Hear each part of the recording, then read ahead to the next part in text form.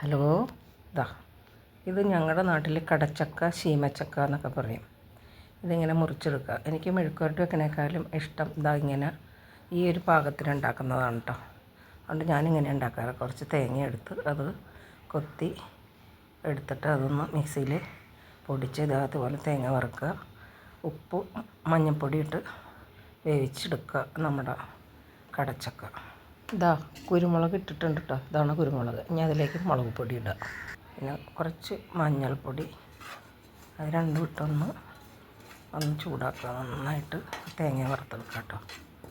തേങ്ങ വറുത്തെടുത്തതിന് ശേഷം നല്ലോണം മൂക്കണം, അല്ലെങ്കിൽ അതിനൊരു ടേസ്റ്റ് ഉണ്ടാവില്ല. നല്ലൊരു ബ്രൗൺ കളർ വരെ മൂപ്പിച്ചെടുക്കുക. അതിൽ ഇത്തിരി കുരുമുളക് ഇടണം കേട്ടോ. ഞാൻ ഇട്ടിട്ടുണ്ട്, പക്ഷെ അത് കാണിച്ചിട്ടില്ല എന്നുള്ളൂ. ഇനി ഇതേ കടുക് വറുക്കുക. അതിലേക്ക് പച്ചമുളക്, സവാള, കറിവേപ്പില, ഒരു 2 വെളുത്തുള്ളിയുടെ അല്ലി അതിട്ടിട്ട് നമ്മൾ അവിടെ കടുക് വറുത്തെടുക്കുക. അതെ, ഇത് തേങ്ങ ഇങ്ങനെ അരച്ചെടുക്കുക കേട്ടോ.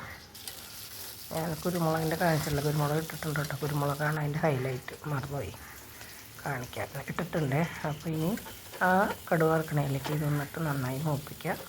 അതിന് ശേഷം നമ്മൾ വേവിച്ച് വെച്ചിരിക്കുന്ന ഉപ്പും മഞ്ഞളും ഇട്ട് വെച്ച ഇതിലേക്ക് ഇങ്ങോട്ട് അരപ്പിട്ട് കൊടുക്കുക.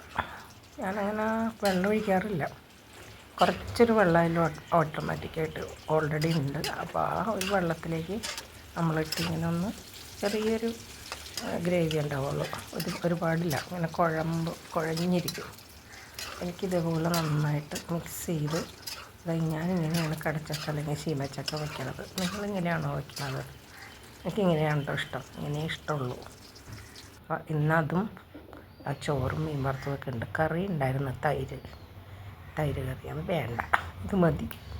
അപ്പോൾ ഇഷ്ടപ്പെട്ടത് കൂട്ടി കഴിക്കാനല്ലേ എല്ലാവർക്കും ഇഷ്ടം. അപ്പോൾ അതുപോലെ ഞാൻ ഇഷ്ടപ്പെട്ടത് ചോറ് വളരെ കുറച്ച് മതി, കറി കുറേ വേണം കേട്ടോ. കറി കൂടുതലും വളരെ കുറച്ച് ചോറും ആണ് എൻ്റെ ഇന്നത്തെ ഉച്ചയ്ക്കുള്ള ഊണ്. അപ്പോൾ കഴിച്ചു. അപ്പോൾ ഓക്കെ, ഇഷ്ടപ്പെട്ടാൽ വിവരങ്ങളെല്ലാം പറയൂ.